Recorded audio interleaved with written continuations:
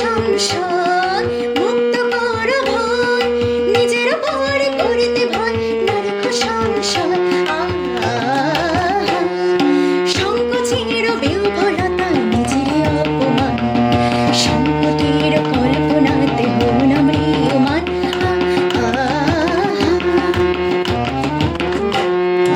ধর্ম যাবে শঙ্খ রাবে করবে আহ্বান, নীরব হয়ে নম্র হয়ে পান করিও প্রাণ।